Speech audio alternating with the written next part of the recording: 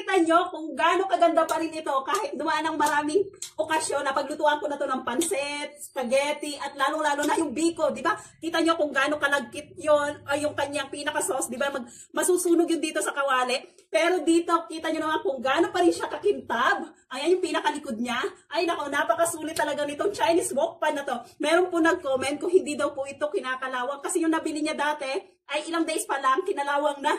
Ay kita mo, na dumaan na yung Pasko at New Year, nagluto na ako dito, na kung ano-ano man, hindi pa rin nagbabago, sobrang ganda pa rin niya, di ba? Sobrang sulit nito, kasi pwede ka dito magluto ng may sauce, may sabaw, or fried rice man yan. Ganito to kaganda gamitin. Tapos dalawa pa yung pinaka-handle niya.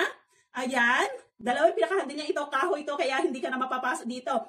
36 cm ito, kaya malapad na at napakalalim pa niya. Naka-engrave na po yan, kaya pwede kang pumili kung anong size ng gusto mong kawali. Talaga itong mga ngalawang, dahil ito ay stainless steel na.